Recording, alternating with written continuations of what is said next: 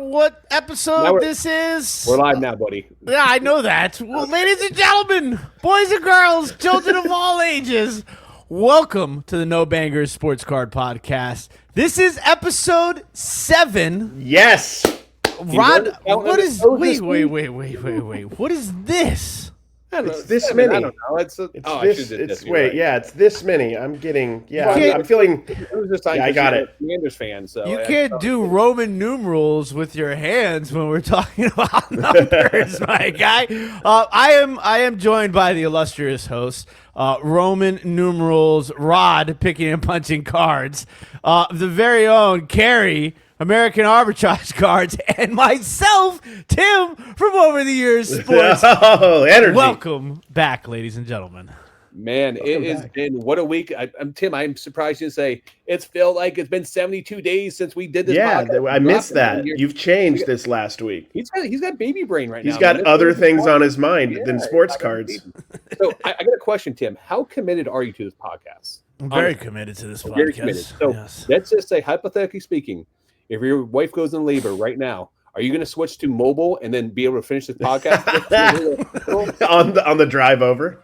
I want to know how committed you are. For those of you that don't know, I literally am I always packed schedule. So I have lives and podcasts I'm always recording, and I just have I have this year open for the Scream, and it will be go time. I know that I feel like a lot of people are asking me to be on their podcast because they want to be the podcast that has me on when my wife goes into labor. So they have exclusive rights to the breaking news. But yeah, it's that would be interesting. I don't know if that would go over well. It would be a lot of editing, post editing for the cursing from my wife probably.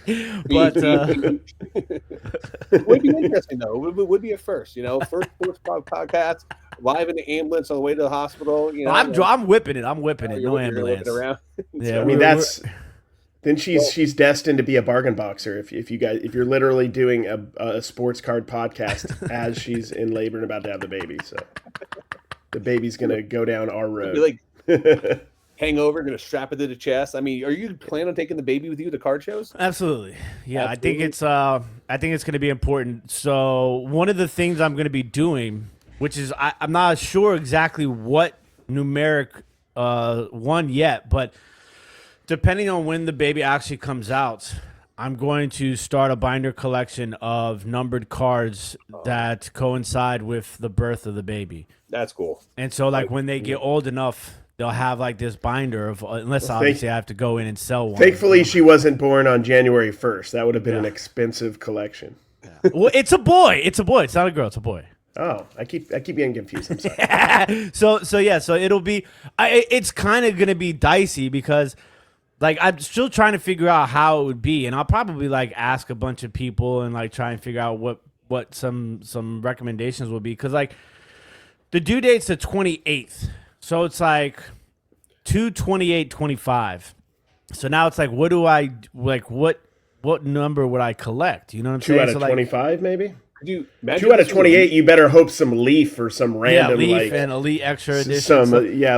Leaf Certified from 2004 might have that random number in somewhere. So Tops triple threads. It was a leap year, then you'd be all thrown off. Oh my gosh. So but then if it's March 1st, right? I could do 31 out of any other number, or I could do 1 out of 25 because it would, so it's going to be interesting to see what the number actually is and how I can do it. Maybe I incorporate the actual time of birth. That might be something that I could do. So we'll see how it goes. But I think that would be something cool to kind of build as my son grows up. You can just do the month, so everything would be 2 or everything would be 3, and then the number and stuff like that.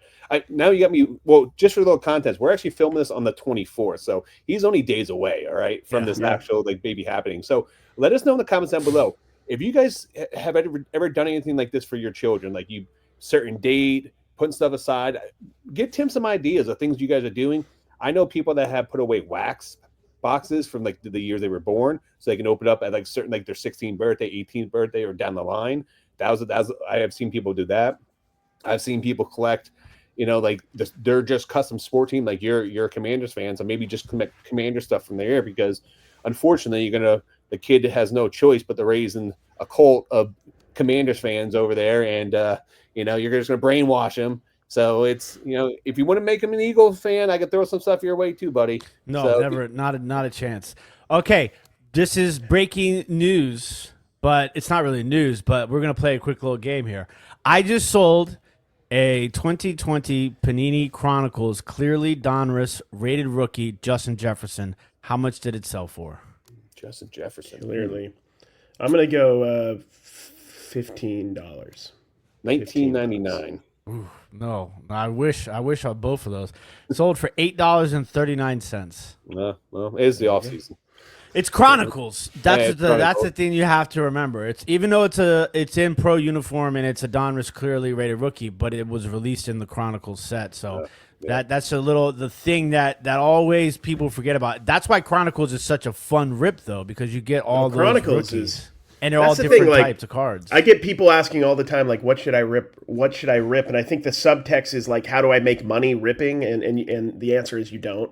Hardly ever. You're not. If you want to like make a business out of that, do content, do other stuff.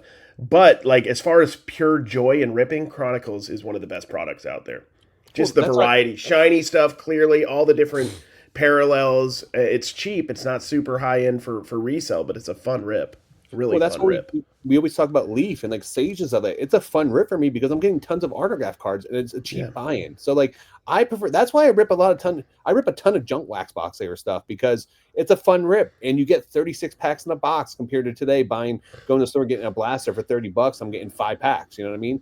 I'm getting 36 packs for the same price. I'll get a blaster and I could. Dude, I got this. I went to the rip night and I know we're going to talk about this a little bit. But why on earth is the monster box of Topps Chrome Football on sale at $60? That's not a sale price. That's so like is that mega. Is that basically that's a mega? That's their mega and everything. And I feel like allegedly they've changed the refractors to prism refractors since everybody already knows the word prism. Like a lot of I don't know if that has something to do with it as well. But $60, I kind of enjoyed the product more than I thought I would. Granted, but $60. I don't know. I don't like this retail kind of stuff at that price. It seems kind of ridiculous. That's hot. And I bought it, so I'm part of the problem. But well, you're always the problem, though. So that's a story for another day. At least I know. I had a guy at the card show on Sunday. So I went to a really small card show on Sunday. It's half comic books and half cards. And I'm buying, and the guy's like, he's like, so you have a YouTube channel? And I was like, yeah. And then he asked me what else. He's like, oh, I think I seen your Chantilly video. And then I was telling him about the podcast. And I was like, yeah, I do it with Rod, picking a bunch of cards, and Cary, American Arbitrage cards. And then he's like, oh, I seen that guy. He opens up all the packs on Facebook or Instagram. And I'm like, yeah. He's like, I always wonder, what is he doing? Why is he buying that stuff? He should be opening it. I'm like, man, the guy loves to open cards, man. Like, are we having this conversation right now? But it was some of my best videos are the ones that are like the ones that perform better are typically the weird stuff. Because everybody's going to be opening the Topps Chrome Football right now. Exactly. But like, who's opening? Like, I love to open Sage. I shouldn't, because I always think the one time I didn't film in maybe the last 2 or 3 years a Sage box. The one time I was in California at like Burbank or something, and I pulled a JJ McCarthy auto out of Sage. The one time I actually ended up taking a photo, and it did really well. The photo, weirdly, but I usually don't get anything great. I remember you opening up, this is way back when, you doing like a break of that stuff. And in the break, you pulled a Kenny Pickett at the time. Last pack, I think, yeah. Yeah, at the time was a huge card, and you pulled the over Kenny Pickett $100 auto. it sold for, yeah. You mean that was awesome. Super Bowl champion Kenny Pickett. Oh, just 2 gloves. I'm just Mr. Eagle 2 gloves, yeah. I'm just throwing it out there. So. Yeah, is he the third string? Is he behind Tanner McKee? I don't know. It's going to be interesting offseason. I got some Tanner McKees last night on Dibit Cards, by the way. Very underrated, by the way. I picked up in a dollar box on Sunday, Tanner McKee rated rookie auto. Yeah, there's a lot of cheap green prisms floating out there in bargain boxes. Nobody knows the future, but if that's somebody you believe in, you can get those cheap, and they're cool looking cards. The ices, the waves, the base his last two performances in the NFL, his last two games that he played for the Eagles, he had a passing rating over 100. He threw for like a couple hundred yards to multiple touchdowns. So there's a lot of rumors going around, like the Eagles news, that they may, or other teams may reach out to try to trade for him because he could be a potentially good backup, or he could possibly try to play for a starting role based off his performance with the Eagles. So when those 2 weeks that he played, his cards went through the roof. They were actually, I think even like Sports Card Investor did like the top 5 cards of the week, and Tanner McKee was actually number 1 week as the top card that week. So, but all right, so we got a lot of news to go through here and stuff to jump in. We're gonna draw the winner here for the Jaden Daniels card here in a minute, and then later on the show we're gonna draw the winner because not only did we hit 600 subs on this channel, we hit 800. So I want to say a big shout out to each one of you guys viewers out there. We really appreciate all the support. We were not prepared or expecting that. So we are now preparing to do a big giveaway at 1,000 subs. And, I grabbed a couple packs the other day. I don't know where I put them up the side here. But once we hit 1,000, we're going to give away a couple blaster boxes, something cool for you guys. So please make sure you guys do like and subscribe. And in the hashtag down below, no bangers, because show us your support. And we want to know who else digs through the bargain boxes out there. So. But, and by the way, you have not been following our sacred credo of no bangers this week. We have a pact amongst friends and watchers that we're not supposed to be dealing with bangers, and you have this week several times broken that. You're selling 2 bangers. I'm glad they're gone now, and we can get focused on what matters. All right. So yes, I did sell my Aston Genty card. We're going to talk about it later on the show because we're going to do a little in-depth talk about one-on-one cards. So I did sell that on Thursday night. So I appreciate everyone who joined all 3 of us during that live when we did that. And then today I sold a Shohei Ohtani, the short print card that I pulled from the Tops Now. So that one just sold for $711. So 7-Eleven. 7-Eleven. Tim, by the way. So Tim loves 7-Eleven, but you better be getting 16 full boxes for that $700 you made. You better get 16 boxes. Officially out of banger cards, so I'm not leaving the podcast anytime soon because I have no. Buy out some 10-cent boxes, dude. Make up for it. But speaking about people leaving, unfortunately, we got some bad news. What about Wemby, man? He's done for the year. I mean, what are your guys' thoughts on that? Dude, I saw, and my he's a great dude. Adam Gray, I think's his name on Instagram. I forgot Adam something. He's out of Utah, and he was like, "How is this going to affect?" And he meant it like authentically. He's a great dude, but he's like, "How is this going to affect Wemby collectors? This injury?" And I'm like, "It ain't. It's not going to. If you're a Wemby collector, you collect Wemby, whether he's injured, unfortunately, or he's healthy and doing well. It's going to affect obviously people speculating up and down and up and down. It always does, but I don't think it affects anything except for the short-term flips. But you may be able to find them, like how we play the game. We may be able to find some undervalued and still be able to find that little profit margin. Even right now, I don't think it changes much for what we do. But if somebody's sitting on a bunch of high-end Wembies, they probably got to. It seems like they should probably sit for a while longer, in my opinion. I think the type of injury is kind of what's making it interesting. True. Yes, that's true. Because it's not like he had to get surgery on his shoulder, right? It's a blood clot. And obviously, that could be something that could be potential long-term, I suppose. Yeah, I have seen a list of players that have had blood clots and returned and, stuff like that. So it's definitely something I think that is worrisome to the people who are Wemby investors. You know what I'm saying? But, I don't even know how you invest in Wemby because, that's the weirdest thing to me because Wemby came out and Wemby was hot. Wemby was priced at a premium from day one. There wasn't a point where you could buy Wemby for cheap and then you know what I'm saying? There wasn't a month where we're like, who's this really tall French kid? Yeah. Everybody from the get-go. That's exactly that. So that to me is weird. And that kind of goes into the whole thing where it's okay, even if you're buying Wembys at think about the people who are buying Wembys at 90% comps, right? Yeah.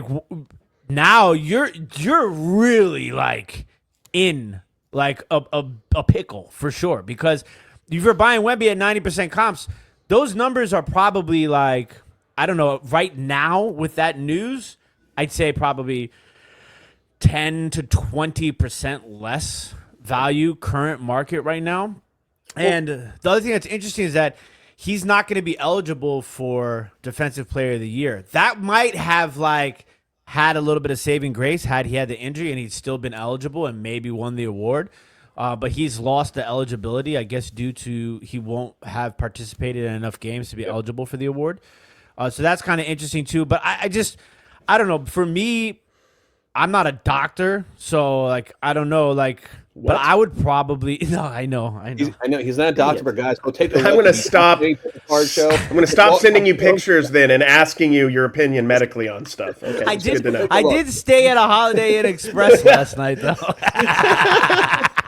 But no, I think if you're in that game, right, of buying, that sort of stuff, I do think that it's an opportunity to buy some. I mean, you could still find. I think I found a Wemby. Now, obviously, I'm a seasoned bargain boxer, but I found a Wemby Prism allegedly.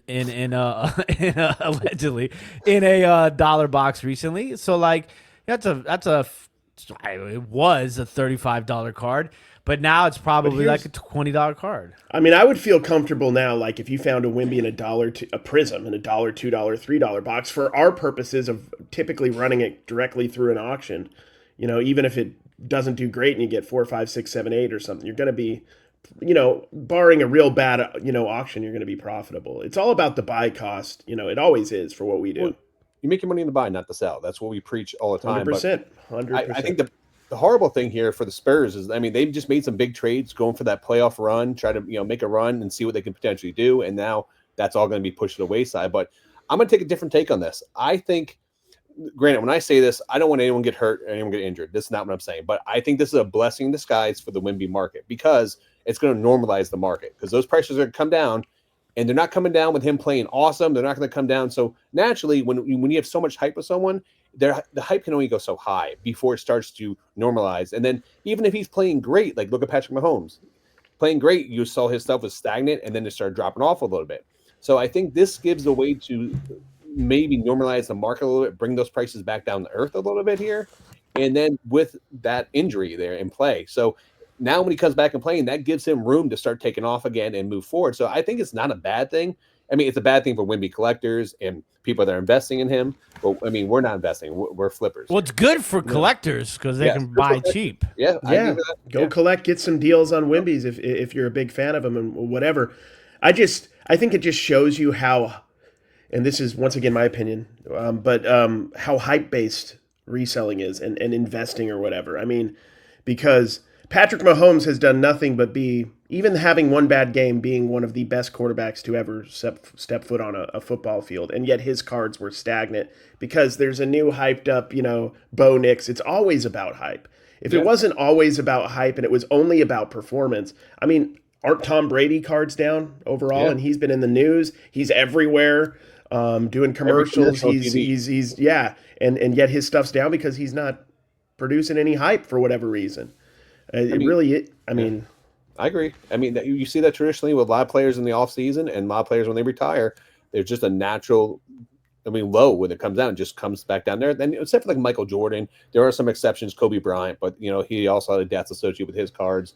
So, it's very few and far between that happens, unless you're dealing with vintage legends like Mickey Mantle, Babe Ruth. You're going to continuously see an uprise in those card prices because that's just what they have done but that's a very small percentage of the whole entire overall market. But speaking about hype, all right, and I wish we can stop talking about this, but backyard breaks, the whole whatnot situation. They came out, they said some horrible things on their stream. That's the Grant's account got suspended. We talked about that here in the past, but whatnot made a big decision this week to start taking down the videos after their shows are over. So, Tim, what are your thoughts on this, man? This is a very controversial topic. Yeah, it's super interesting because there's been like 3 or 4 other things that have happened on Whatnot that have made, the rounds here in the hobby news world since that incident. Obviously, I don't know if you guys saw the dude who's doing the break and literally just like passed out during the break. Did you guys? Oh yeah,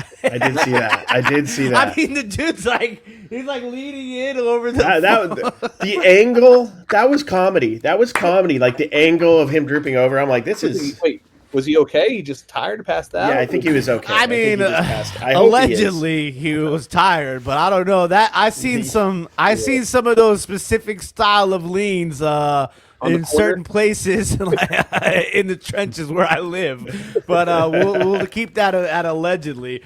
But yeah, I mean, even outside of the possibility of scamming, it's not a good look because if I'm in a break.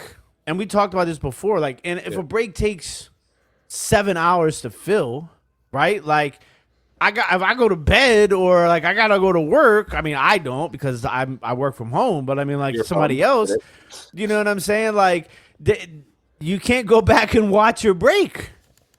So they did apparently, if you buy, you can.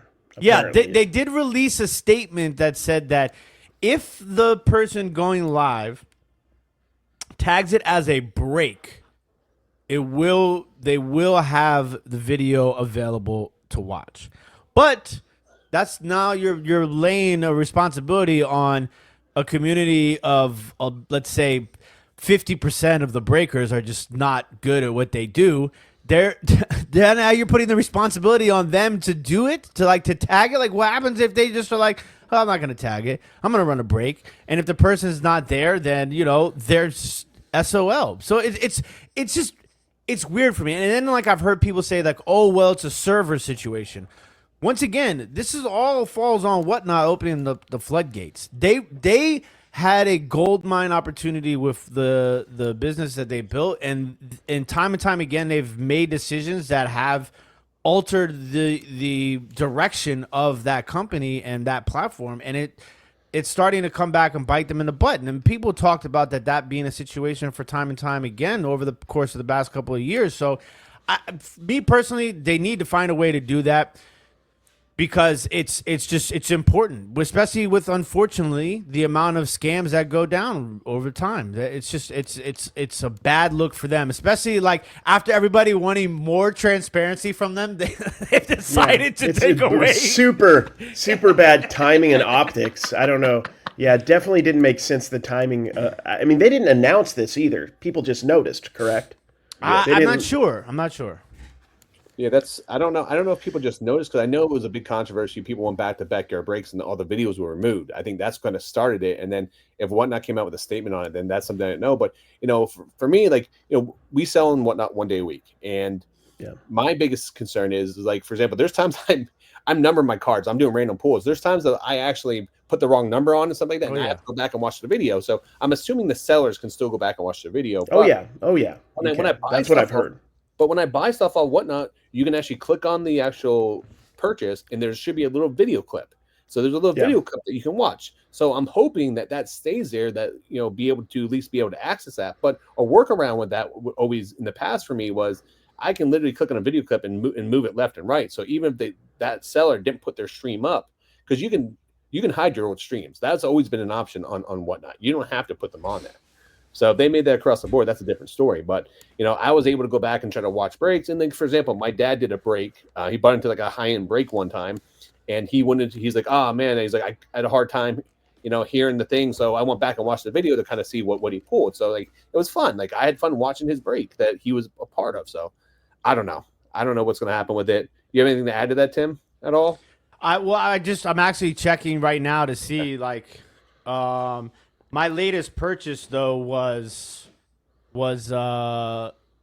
February 19th, so that was 5 days ago. So I don't know. I can look at that purchase video receipt, but I'm not sure if that has changed since I bought that. Obviously, maybe grandfather clause in or something at this point. We have even having on there. Take a look. Even having that video receipt option, I never got out of the habit of screenshotting when I win stuff if I can. So that's what I've been doing for years. Is if I hit something, I try to screenshot it. Not the most efficient way to handle it, but that's what. So yeah, I will tell you that there are no past videos available on any of the sellers right now. Okay, yeah, they took them down then.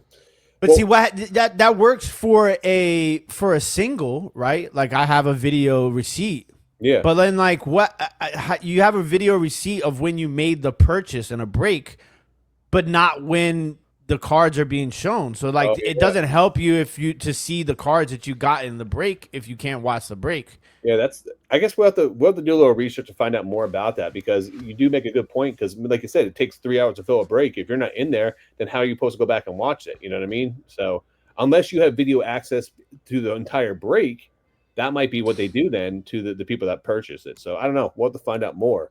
But speaking about winners, that reminds me, Tim, what did you offer to give away last week? A Jaden Daniels rookie card. This is a Donruss rated rookie, Jaden Daniels rookie card. So I think we need to draw that Probably now. like a $15, $20 card, no? Yeah, let me share my screen here. Let's go here. YouTube random comment generator here. All right. Can you guys see my screen? Yes. Perfect on there. All right, so let me find the video from last week here. Give me a second. So the winner has to be a person that commented no bangers, and they have to have put their dibditcards.com username in there as well. Now, for those that said, I also said I'm going to do a giveaway too. We're going to do that towards the end of the podcast today. So we're going to do this one at the very beginning, and we're going to do the other one at the very end. Let me pull up the No Banger Sport Card Podcast here. Give me 1 second. Let me grab this link. Oh, hold on. Stop playing. That's me talking. That's me talking. Let's look at the Matrix. All right, I got it right here. All right, so boom, there is the list. All right, anything goes. We're gonna custom filter is going to say no banger. Now, guys, some of you guys are not signed up to Dibit cards. So if you guys are not signed up to Dibit cards, when we do this one right now, it's going, if it comes up just no bangers, you're not going to win. You have to have no bangers and your Dibit cards username for this. All right, let's go to custom. What do I want? Keyword filter. Here we go. And this giveaway is sponsored by dibditcards.com. If you guys aren't already a member of dibditcards.com, please head over to dibditcards.com, become a member. Don't forget to download the District app, where you can shop, buy, and chat in the Dibdit Cards marketplace community. And hang out with all three of us. Silky smooth, Tim. You're smooth as the other side of the pillow. But guys, if you guys don't know, all three of us do lives over there. So come hang out with us. Good way to interact, ask questions. You guys want to learn about stuff. Well, we're there to help out as much as possible. But let's draw this winner right now. Let's see what we can get. So here it comes.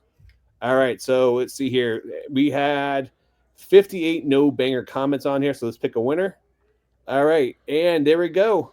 Do they have their Dibdit username? It says AdRock22. So go look up. Let's look it up. Let's look it up. I'll let you look it up in the background when we do that. But as Tim's looking that up, so this past week we actually had Topps Rip Night. So I didn't go, Tim didn't go. So Cary, why don't you tell us how Topps Rip Night went? Was it good? Was it bad? Where did you go? And who was there? I went to Layton in Orlando, the Orlando area. There's like all these little suburbs in Orlando, like cities. I don't know where Layton is exactly. It's just like in Orlando in my brain. But I went there. Anthony Black was there. I didn't go earlier. Earlier in the day, they had, I think, Trish Stratton and Sami Zayn. I know Game Time in Orlando as well had Charlotte Flair. But anyway, Anthony Black was there. Super nice guy. Like, he signed a ton of autos, which I don't even think they were. I don't know what the rule was, but he signed and hung out afterwards. Super cool dude. I was already a fan of him, but even more so now afterwards. Super nice guy. And AdRock22 is not a member of Dibdit Cards. All right. Only on Dibdit. Only on, not Dibdit Cards. Oh. So we got to draw another one, or do we have draw another? We got to draw another one. Right. The rules are the rules, ladies and gentlemen. All right, here we go. Drawing a new winner. This is just no bangers. This is not. That does not have the Dibdit card user. We'll go to the next one. All right. So quickly become my favorite podcast. No bangers. Still no Dibdit cards. Let's check the next one. No bangers. Man, you guys are missing out on a Jaden Daniels card. This is why you guys got to become a member. Here we go. Big Vanilla on Dib Big Dip. Vanilla on Dib Dip. Is he on Double Dib Dip check. cards, Is though? he- Big So, Vanilla. Big Vanilla. What So an look that up. awesome name. So, That just, is a good name. just so you guys are clear, there is Nope, a Dib It. only on Dibdit. Yeah, so only on Dib. Okay, so on Dibdit, there's a Dibdit which does pop culture like 70s, 80s, and 90s, and then Dibdit Cards is the subsidiary selling site that's part of Dibdit, but you have to be a member of Dibdit Cards. It's a separate marketplace on the district platform. Did you put the link to Dibdit in the chat? No, okay. Dibdit Cards, All bro. right, just double checking. Yeah, Dibdit Card. All right, we're drawing another winner, man. Let's see here. Keep up. Y'all thought this was going to be easy. We appreciate all you guys, by the way. Yeah. Nope, here we go. Chattanooga Pickers. Chattanooga Pickers, buddy. Here we go. Okay, now listen, I can spell vanilla, but y'all going to have to help me with Chattanooga. Now we're gonna let you struggle, so the whole world can sit here and judge you. All right. CHAT.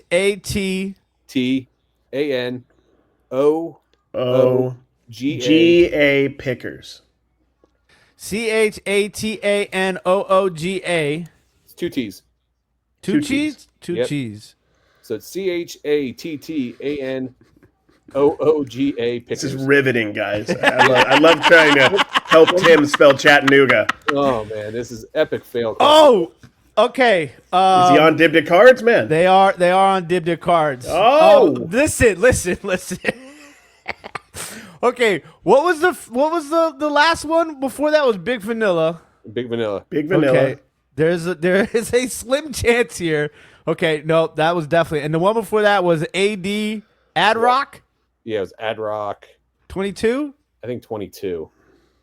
What? Yep. Okay, I just wanted to double check. Yes, neither one of them are members in Dib Dip, but Chattanooga Pickers. Congratulations. You are the winner of the Jaden Daniels rated rookie card. Shout out to all the listeners on Spotify that have sat through that. Yeah, that Hopefully- was brutal. All right, Brutal. so do me a favor. Send me a private message on Dibdit Cards. Well, It's send me a 15 private bucks. message. Oh, I'll send them. I would also like somebody to talk to me on Dib Dip Cards if we're No. going to all get conversations. Send Tim over the year sports on Dibdit Cards. Send him a message if you're already a member there. Do that now, guys. Later on, we're actually going to draw the winner for the blaster box. And you don't have to be a member of Dibdit Cards. You should be, but you don't have to be. All right. So let me finish what I was saying about Rip Anthony Night. Black. Okay, you get the 2 Rip Night pack. Well, you get a Rip Night pack if you're there. Don So got why don't you one as explain well. what Rip Night is? Because there's a lot of people that probably don't know what Rip Night is actually. It's Topps marketing is what it is. It's a way to get people excited about Topps cards, in February, which,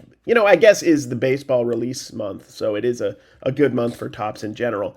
But I mean, hats off to them. I mean, there's a lot of complaints you can have about Fanatics that are legitimate, but they've created something with the Rip Nights that are pretty cool. Like there's real athletes and stars all across the U.S. that were going to shops, probably even Canada too. I don't know. And they were, appearing. I know Jaden Daniels was at Rizzo in L.A. We had like 6 or 7 in there was somebody in Clearwater, some wrestlers. There's people all over on Florida. Yep. I'm sure you had people near you, Tim, as well in your area. So, I mean, it was pretty cool. Cecil and Fielder was at Bel Air Sports Cards. Shout out to my guy. and you didn't go? It's No, I Cecil couldn't. Fielder, man. I couldn't, man. I'm having a baby. I'm like, I can't Bring your wife I can't with go you. an hour and a half away. This is what we talked about earlier in the show about your commitment to this podcast, my friend. So this, I mean, Is it, by the way, I've called him Cecil Fielder my whole life. Is it Cecil? it's Cecil. Oh, I think so. It's Cecil, right? I heard I was sometimes reading I say something. Cecil. Sometimes I say Cecil. I like depends on how Cecil. I feel. like the way it feels to me. So I'm going to go with Cecil unless Cecil corrects me at some point. I'm but having flashbacks from last week where everyone's correcting me in the comments about how I say envelope. All right. So, No, but I think it's fun. I mean, the deals were. I mean, and I don't know. I think they're done by. I don't know if they're done by each store. The deals were, nothing crazy as far as deals go for the boxes. But yeah, it was fun. Like it was kind of a trade night too. There was people, at least at Layton, that brought their stuff and they were wheeling and dealing. So I thought it was a fun little get together. I really enjoyed it. Hats off to, credit where credit's due. Hats off for the experience they're creating there with Rip Night. Honestly, I think it's great. I think it's the best idea in the entire world because you're literally separating the gap between players and fans, and then the hobby all in one. So I love it. And I think that this gets more people involved in the hobby, bringing people into the store, seeing these athletes actually open up packs of cards with you. It's a cool concept, man. I think they need to do more of it. I think there's interaction. Yeah, I saw like Anthony Black was kind of getting into it too because he didn't have any rookie cards of himself, and he pulled one out of the Topps Chrome 23, 24.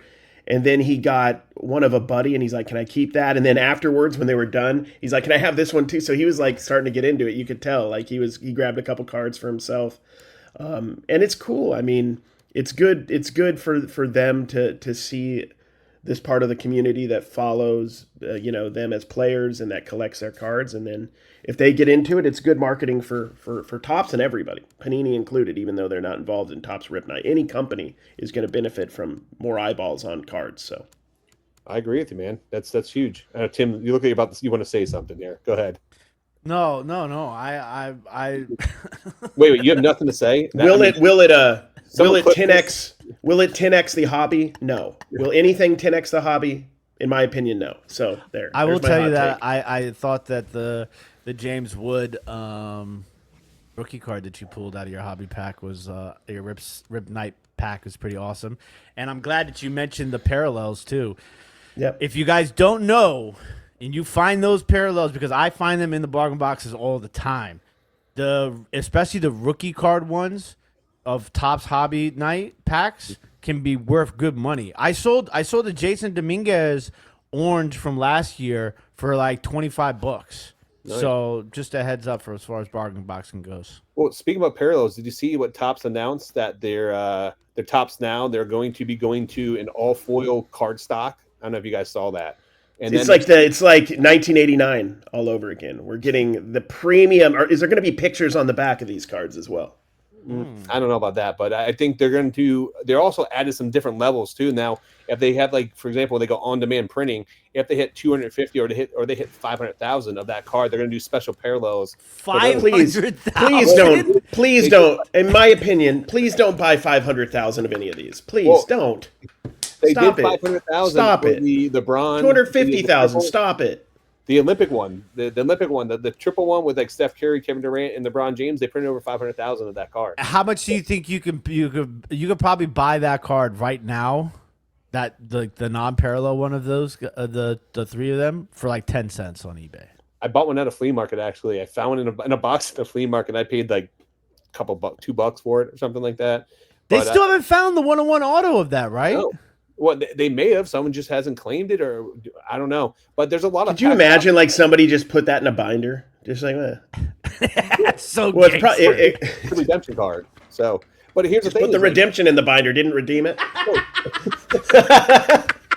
Well, my question to you two would be like, if you guys pulled that card and you bought 100 packs, would you wait to cash that in and just put all the packs up and just sell those packs at a higher price and then cash them in? That's not cool. That's not cool. I'm just asking you, man. It's a good idea, but it's not cool. That's the controversy going around there. Like, there's people out there that think that someone has pulled a card. But they have $1 million. Isn't that like $1 million card, and they're worried about getting extra on a pack? Allegedly it was. But dude, those packs are going for like. Nah, man, we need to stop doing that kind of stuff in the hobby. Is what we need to stop doing. So that's nonsense. Don't do that. I think it's a cool concept to do Topps now. Like, you get maybe right away. That's cool. I do like they throw in those parallels. They threw in autograph cards in there. I just wish that it was pulled because all the hype for that card's down. So even that card get pulled right now. I mean, there was up to I think $500,000 or $1 million bounty on that card. Now, if that card was pulled, it might only get 250,000 because the Olympics are over. That whole run is done. Like, that's but I don't think it had as much to do with the Olympics as it did the three people being on that, because there's never been a card with the three of them autographing before. Yeah. So like, I think, listen, the Olympic basketball team no matter what, is never going to match the original Dream Team. You'll never be able to do it. That's what I want? I want what set is that? Is that Skybox or is that Hoops? The Barcelona would they have that is Hoops, I think. It is Hoops, right? I believe. Have you ever I've seen it before, all three. It's 3 cards, right? Yes, 3 cards. All PSA 10s next to each other at a card show before. It's in my video. One of my videos from the Clearwater card show. One of the guys it was SGC, but he has them all graded and lined up against each other there. It's the coolest. 10s? I saw in person. I think they're 10s, yeah. Is it just me? Maybe I'm just feeling something other people aren't feeling. But I feel like there's buyer fatigue on this Tops Now stuff with these one-of-ones over and over. And I think they're very optimistic to think they're going to get another 500. I mean, maybe a moment's going to happen. I mean, but I feel like what is that? Like they've milked that already as much as they could. Like they hit the lightning in the bottle because it was the first time they'd really done it. And the moment with LeBron now signing with other people, not on Upper Deck, I guess. It made sense at that moment, but I don't see how they're going to. I mean, it seems like the moments, in my opinion, they keep getting worse and worse. We're getting like, Terry Rozier had a double-double. You're like, okay. He's a little underrated, but I'm not paying $12 for the chance at a 101 auto or whatever. Yeah, I want like real like. It's such a cool concept, but I 1,000% agree with you. They have wrung the rag on the Tops Now. Yeah, I mean, it'll probably go down to what higher than where it was before this big hype. But it's always going to be a thing. I get that, but I don't think they're going to have as big of a hit as they've already had ever again, in my opinion. But I could be wrong. Well, I agree with you guys, but I think it's good that they have these things in place because if there is another 50-50, Shohei moment, or there is one of these moments in place, they have this in place now to reward the public that is buying in for those cards. At that 250 or the 500. I just think it's cool that they're adding those levels. I agree with you. Should they hit those levels? Absolutely not. But if it's a crazy moment in time, like we've had one with the Olympics and we had one with Shohei, like those are big moments. Like I'm open to it for those big moments like that. But what do you think of the Panini model for these instances where they're actually selling the number to 10 variations, single, selling the number to 5, selling the autographs and the variations at a set price, and then they sell out or they don't. But you're getting what you pay for. You're paying. I don't like it, to be honest with you. Because the whole purpose of me buying these cards and buying into these things, I like the opportunity to be able to level up. Granted, if I can go out and buy a card anywhere, a graded card, or buy a number card or an autograph card anywhere I want. You know what I mean? If I just want the card.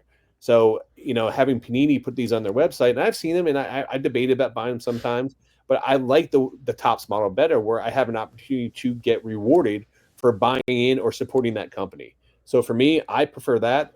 And I mean, this is audience. Let us know in the comments down below. If you guys ever done the Topps Now or the what's the Panini called? Panini Instant. Instant, yeah. Instant. Yeah. Do you like the model where you can get rewarded and get bigger cards in it, or do you want what you pay for? Because I mean, Tim, what about you? I mean, listen, I'm gonna be honest with you. I ain't buying none of that stuff unless it's in the dollar box, right? Yeah, it's too pricey. How much you pay for those Shohei packs? I paid, so I bought 5 Shohei packs, and I got 4 regular cards, and then I hit one of the short prints on my Shohei. How much were the packs though? So the packs were originally $11.99 each, but if you bought 5, they were $10 each. So $50. I paid $50. See me plus tax and shipping. Shipping are they charging Panini shipping? Like, is it like $12 shipping for those packs? This is the thing, is that like I know my luck. Right, these two guys, they're 101 magnets. This guy right here, I will pay $50 and I'll get 5 10-cent Shohei Ohtani cards. For me, I have a better chance of buying a scratch off at 7-Eleven. You know what I'm saying? Now, I will say some of the early Topps Now Shoheis, they actually do sell for a premium. I had the one that had the facsimile autograph on it. I saw that on eBay for like $85 with the Topps Now card. Well, the Topps Now single market tends to, it seems like it gets tanked immediately because the people are buying in large quantities to get the numbered cards, and they're just selling the base below the cost of what it costs to get them at Topps Now, through Topps. Remember the time you bought all those Mike Tyson, Jake Paul? Yeah, I'm bitter. Yeah, don't buy it before the fight is what I learned, because me and Cary both made that mistake. We bought in and we bought a bunch of the Mike Tyson, Jake Paul, because we like Mike Tyson. We're a huge Mike Tyson. I made a video on it at least, but So I don't know if I ever told you this. They sent me my cards. I bought the one Mike Tyson, I bought one Jake Paul card, and I bought the Jake Paul and Mike Tyson face-off card, and they never sent me my Mike Tyson card. So I reached back at the Topps. They sent to me. I never even opened it. It's sitting on my desk. I need to open that up later on and make sure it's actually. Watch it be a 101 Mike Tyson autograph. No, that would be awesome. No, I doubt that. So. I have my Mike Tyson autograph. I know, right there. dude. I want that so bad. And every time we do this podcast, I stare at this Mike Tyson. Mike Tyson Punch Out was one of my favorite games as a kid growing up. I was a massive Mike Tyson fan. It has the Nintendo controller on there, and it has Mike Tyson knocking him out. And I want that freaking picture in your wall. I also have an autographed Mike Tyson ringside bell. Oh, do you? That's cool. Yeah, so That's pretty awesome. Speaking about one-on-ones though, with Topps, did you see the Larry David card sold for over $10,000? The guy who created Seinfeld, the guy who's on Curb Your Enthusiasm. How do you feel about the entertainment card like that? I mean, it's that's cool, I guess. I mean, are they running out of people for Topps to sign these cards? Because they did Tom Brady, then now they're doing Larry David. I mean, who's next? Do you want to know the one of those cards? Are they going to do Chachi? Who are they doing? Are they doing Scott Baio next? If I could choose any of those cards, like those random insert cards from Series 1, one-on-one autograph, it would be Juju Watkins. That's what I want, because Juju Watkins has a first pitch card in that set, and I would love like first pitch auto variations, whether they were 1-of-1 or if they could somehow get 10 or 25 of them made. Oh my gosh, that's fun. That would be a fun one. So that's an interesting topic, because I'm a huge fan of what Topps Baseball does, where they bring in entertainment, they bring in the first pitch cards. I think bringing the Larry David card in as an insert. I'm teasing. I think it's cool. I think that was a good idea. But it's a good way to bring people who are outside baseball fans, that maybe Larry David fan, that involved, hey, I want that card. That's super cool. It's a cool concept. They're gonna get the lucrative Larry David market into Topps so that they can buy. Yeah, that's exactly what we're going to do. But I mean, if you watch his show, he actually goes to the Dodgers. He has a whole episode going to the Dodger Stadium. And if you guys don't know, the cool thing is, you ever see the documentary about the murder that happened, about the guy who was at the Dodger Stadium? Because Larry David was there filming. He actually he was convicted, and then he got out of jail because of Larry David was actually filming. They had proof that he was actually there. It's a really cool documentary. See, they need a dual auto of those two guys. Because he helped change his life, and non-killer autograph. There you go. But that's it's something different. I like it. It's something good for the sport. Speaking about things for the sport, have you seen the controversy with the patch cards right now?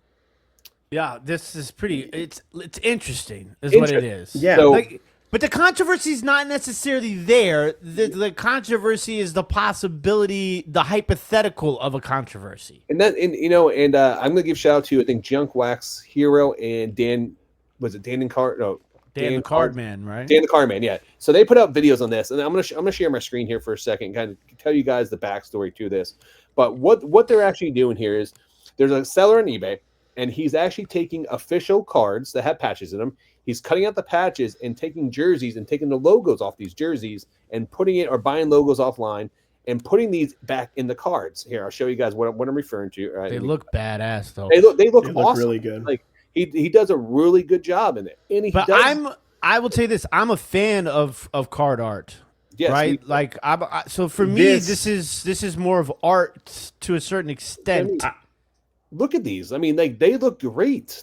My thought is this: there's some people that are card artists, but that it's art, right? Yes. They'll sign the back of it. They'll add things that are different. These, to somebody who doesn't, just a casual person who I didn't know somebody was doing this, for example. If I saw this, I would pay up for it.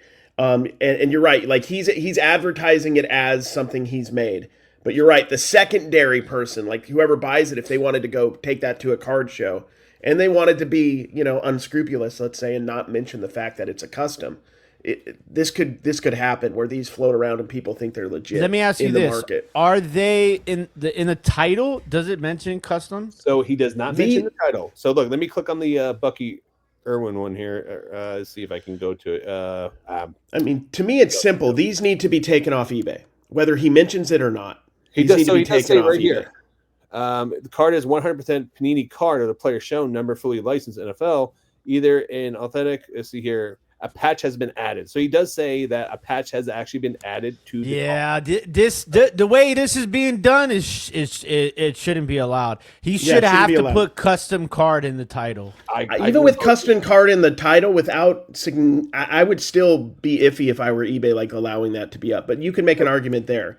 But I mean, when it's obviously like artistic representation, they're cutting up the card, they're making something new out of the image and everything, and it's obviously a custom. I think that's different. Yeah, like this is something you should sell. That might not even be allowed either. I don't know. Sell it on Etsy as like your artwork, right? Or sell it like through a website. But putting these up on eBay like this, nah, I think I'm against this. So yeah, I'm against it. I agree with both sides. I'm gonna play devil's advocate. I think one is I agree with Tim. I'm a big fan of custom card art. I think it's more. I want one of these cards, by the way, too. fully Bucky Irving, full disclosure, they look great. Well done. Flag looks absolutely amazing for that one. Like I would want that card. I live in Tampa. I'm not a Bucks fan, but man, I want that card. That's an awesome card. But here's the thing: is like I want to bring this to everyone's attention because we got a lot of people that are new there watching this show and they're trying to learn about different things going out there. But I think that if you disclose custom card in the title, I'm okay with it. But the fact that it does not say custom card, that's where I draw the line. I'm like, hey, this I'm not cool with it, even if they put custom card, because it's a secondary market. Like once it gets to the person, they could take that to a card show. And even if they might even say it's a custom, but at some point down, like any game of telephone, right? By the time it gets to the seventh buyer, somebody doesn't know that isn't a custom. I would imagine would happen a lot, not every time, but a lot. And then these would be floating around with people believing that they're legit patches, getting heavy premiums, I bet, too. Well, but here's the thing. So I'm going to play devil's advocate to what you just said. The Bucky, like for example, the Bucky's card right there is number 2, $199 for $90. Do you really think someone's going to pay $90 for that card and take it to a card show and get more than $90 for it when it's numbered at $200 with the logo patch on it? Well, maybe not Bucky, but maybe somebody else.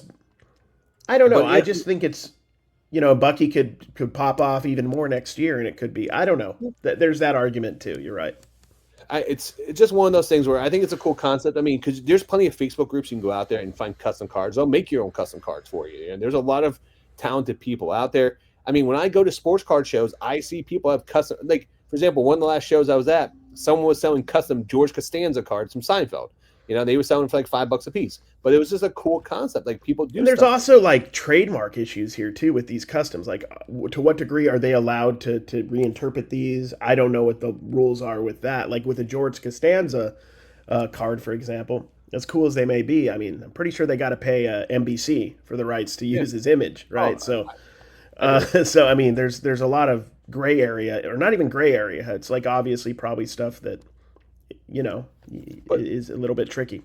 Yeah, I mean, but here's the thing: is they are taking a legit card and then just swapping out the patch for a different patch. And they're not even doing it with like this. Other thing too. They're not like doing it with like Joe Schmo the third. They're doing it with Bucky Irving on a rookie card. Like it's. There's an autograph card. Oh, let me move down. Look at that autograph card. Yeah, the John right there. Yeah, John Smoltz autograph card to number to 15. Like I could see that one bringing a premium now. Now that's only $100, but if you go to Atlanta, go to a card show, someone may pay up for that card because they're a huge John Smoltz fan. Bro, you want to know what's crazy? I would put money on a 75% pass-through rate at PSA on these cards. Oh. I bet you they would get 75% of them would make it through PSA and get graded without getting caught. Should we buy one? That's a problem right there. That's a problem. It is a problem. That's a big issue. Should we buy one? To see what happens as a test run? That would be interesting. I don't know. Definitely not the $99 one. Is there a $1 or $5 one? There's Tim. Once again, Tim has a baby, so we'll have to have someone else do the experiment for us here. But guys, listen in the comments, man. Are you guys for this or against this? I mean, what is your final thing? So, Cary, you said you're against it. I'm against it. I mean, I could understand somebody. I mean, if you're a PC guy, I get the demand. But first off, if you're going to be doing this is another whole thing, right? The rise of these manufactured patches and jerseys being put in these cards, right? And the audacity that they're not game used, they're not player worn, and they're a napkin. Just don't even give me an insert at that point. Just stop it. But if you're going to do manufactured stuff, just manufacture the patches only and give me cool pieces of patches in these manufactured because they could already be doing this and people would like it and it would look cool and it would sell. even if they weren't player worn or game worn. I don't know why the companies aren't doing this. And I can understand not having a fat, A for Alabama on every card, but if you had a piece of the patch or a little bit of the elephant tusk or something, that could work, and you could do that on hundreds of cards, and I don't feel like it would cost that much more money for these companies. What I think this shows is there's a demand for this, 100%, even manufactured, and it's not being obviously met. That's why people are doing this, I'd imagine. My only takeaway from that, what you just said, I agree. I think it's a really cool concept, but I don't want them to flood the market with the logo cards, because it means so much more to the market right now when you have a one-on-one logo man, a one-on-one, like that logo. Like, they save those patches, those big patches, for those low number cards, those special cards. Yeah, but you don't have to 77 one-of-ones for some companies right now. You don't have to have hold that thought. You don't have to have a big piece of everyone, but like not everybody wears a white jersey. Why is every patch card that's not numbered have to be a white jersey? Like, at least give me a color, maybe a pinstripe or something. Yeah, exactly. If you got Yankees or Cubs or something, there's not a pinstripe in it. You're doing something wrong. I get excited seeing a pinstripe. I'm a simple man. And I hate the Yankees. Yeah, I agree. You could now play for the Yankees, Tim. By the way, and they, because you got your beard. Apparently, it has to be groomed. So I don't know if I fall in that category. As long as you twirl it, you just have to twirl the mustache professionally, and you're fine. And walks up the car, says, see, give me your card. See, I'm an old timey baseball player. No villain from like the 1920s. Oh, come on. Oh man. All right. Well, speaking about some villain news. All right. So for those, we do talk about on here other emerging markets out there, non-sports stuff like that. So I just want to keep you guys informed. One thing you guys want to make sure you guys do watch and take a look at is what's happening in Hollywood pop culture news. And there was some breaking news this week. A couple different things. One, Dungeons and Dragons. They announced that they're going to be doing a Netflix series. If you don't know that Dungeons and Dragons has card in the early 90s. DC announced that Clayface. They're going to make a Clayface movie. So, one of those DC characters. Also, too, probably one of my favorite video games of all time, Street Fighter. They announced a director for a new Street Fighter movie. And, Cary, you had some of the Street Fighter cards. Saturday Morning Cards is doing Street Fighter cards. So there you go. There's some cards to look at. They look so good. Good. So that's why it's good to keep update. So just kind of give you guys a little synopsis on this. In the comic book world and toy and everything else, when they announce these movies and stuff, you'll see a spike and stuff, and then you'll see it'll go down a little bit. You'll see a spike when they announce directors, actors. So knowing what's coming out down the line, like some of these movies aren't coming out to 2026, but if you do come across certain cards of these in like bargain boxes and stuff, it's worth taking a flyer on, because when these movies drop, that market is going to be hot, or leading up to these movies dropping. It's the best time to sell, by the way, where like the trailer drops and other things. That's when all the hype's there, because if the movie sucks, then the movie sucks. But the most hype for all these different shows and movies is. Well, I can tell you right here, I would be very surprised if the Clayface movie sucks. I would be. There's no way that's going to be a good movie. Is there any way that's going to be good? DC doesn't make good Batman. They don't make good like Superman movies. How are they going to make a good Clayface movie? They got the new director though. James Gunn is taking over DC. Yeah, he's taking over all the DC stuff, and they've released that trailer Guardians for of the Superman, Galaxy director, and it looks crazy. Yep. So I don't know nothing about Superman though. I know his real name is Clark Kent. I know he worked as a journalist. It kind of sounds like me a little bit. I just want to name characters and have Tim break them down. There was Lois Lane. Who's Venom? Tell us about Venom. Venom. What do you know about Venom? Venom is Spider-Man's arch nemesis, right? Yeah, it's one of them. Yeah, he is. So. And he artificially, I almost said it. Listen, bro, we're not trying to get canceled in episode 7. That's why I want you talking about characters. That's magic right there. All right, magic. How about those Eagles? I'm never going to forget that. I'm going to remember that. I'm going to. Wait, don't you have a sealed Dungeons and Dragons, Rod? I have a box of Dungeons and Dragons. Is it sealed? I think it's sealed, yeah. I'll tell you, for those of you that want to know, AD&D TSR Dungeons and Dragons 1992 series collector card pack sealed boxes sold January 13th for $105. Wow, that went up. I paid like $30 or $40 for mine, but it's probably because they're coming out with this news and stuff like that. So something to keep in mind. Wait, you play Dungeons and Dragons, Rod? We should do it. I've never played. I watch Stranger Things now with Dave, and I want to play Dungeons and Dragons. I've never played Dungeons and Dragons before. Well, I feel like it'd be fun. It's a good time to start, like in your 40s. That's a good time to just be like, I don't want to be cool anymore. Let's do it. You're gonna have no social life anymore when you have a baby. So now's the time to just nerd out and sit in a little corner and roll your dice and play a little Dungeons and Dragons. So you're gonna be good to go. I'll roll some dice, all right. Yeah, I used to roll dice in the bathroom in school all the time when I was a kid. Sport man, rolling dice, talking about people passing out in corners. This podcast is going downhill. Thank you, Tim.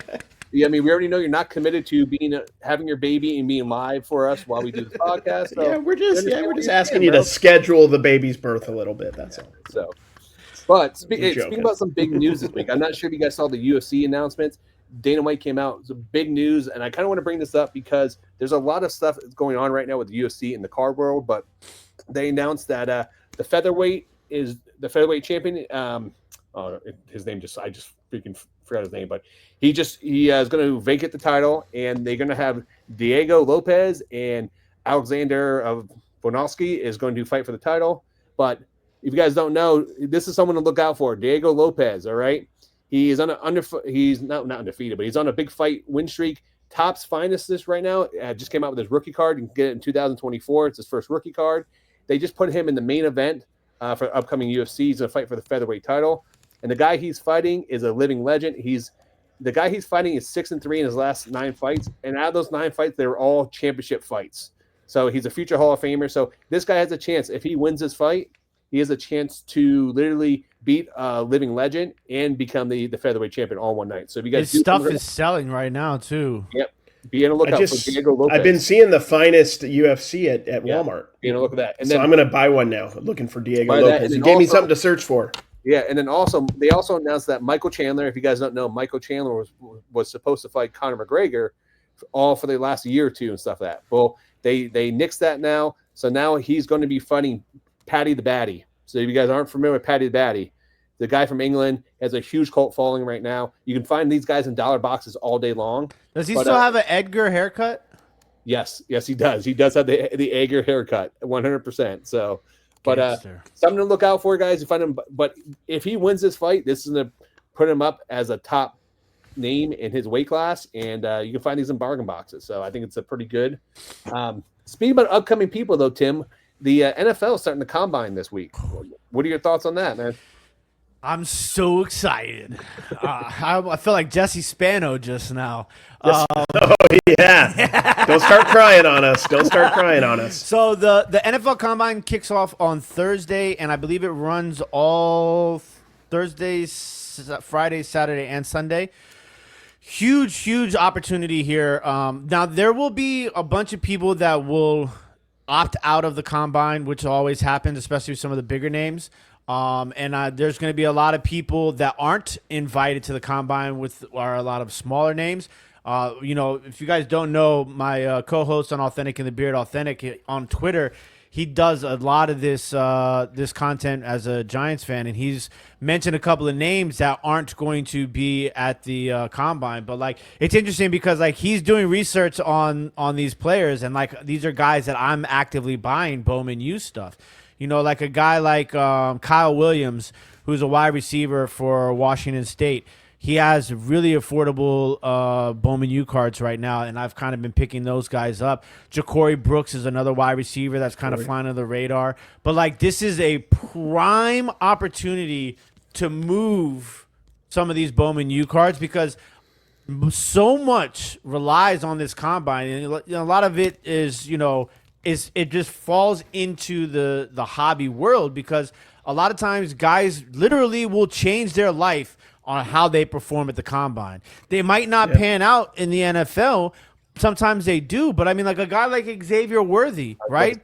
He broke the record for the 40-yard dash last Combine, and his stock flew. He ended up getting drafted by the Kansas City Chiefs, had an insane Super Bowl. His stuff is not cheap, but it's also kind of affordable at times during the year.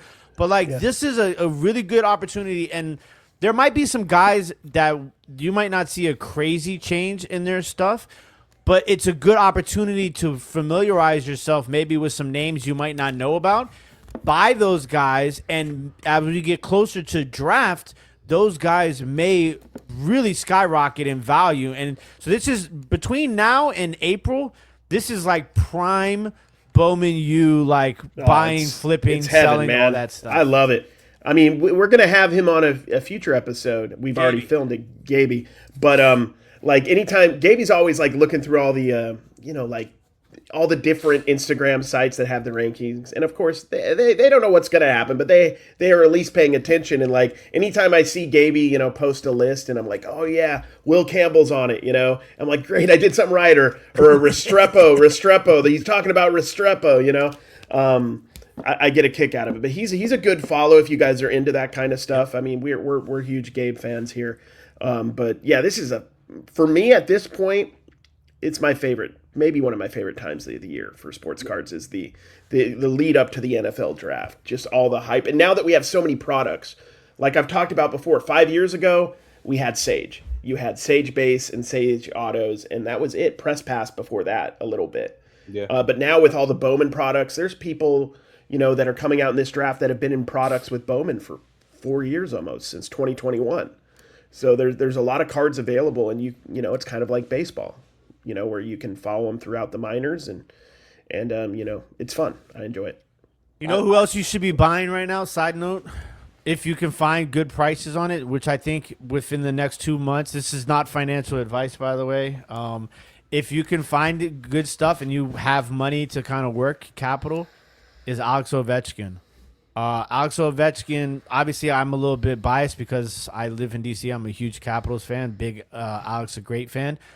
Last night he scored 3 goals, and I think now, if I'm not mistaken, I think he's only like 12 or 14 away from breaking Wayne Gretzky's all-time goal-scoring record. Are you serious? Yeah. So when that happens, wow. That's gonna be the biggest sports record. How is that dude broken. getting 3 goals? He's like, what is he, like 39, 40? Dog, he broke his leg earlier this year too, and like he came back, and yeah, he is. Before That's last awesome. night, he had scored 7 goals, I think, or either 7 goals in his last 5 games or 5 goals in his last 7 games, and then last night he scored 3 goals, and so like that's going to be the biggest sports record to be broken. I can't tell you the last like one that was that big of a moment. Calvert? I mean, there's got to be one before Calvert. Maybe LeBron's all-time scoring record. Yeah, right. Like I'd say that was pretty big. But like this is a record that has been obviously hasn't been touched in forever. So like this is a huge moment. And his stuff is already super expensive. Like I pick up his stuff for myself in like the bargain box stuff, like for my PC. But like, if you can find a good deal on it, like that's something that like I normally like we talk about like stuff. If you're spending that much money, like it's I don't agree with like trying to make money on it. But that is something that if somebody already hasn't priced it in his prices, will 1,000% go up in value after that happens. It is an opportunity for a lot of people out there. I mean, I think the biggest thing is though, if you have those cards already in your collection, now is a good time to sell. I think that's a big thing because if you want to move him because after this point you're never like a lot of times what like people do like with me with Jaden Daniels, like if I hit a Jaden Daniels kaboom right now, I would 1,000% sell it because I could take that money and buy other Jaden Daniel cards for my PC and still have money left over. You know what I'm saying? Like yeah, you could like get guys, that's gonna go down in value. You could get 800 score hot rookies, or actually no, you get a lot more. A lot more.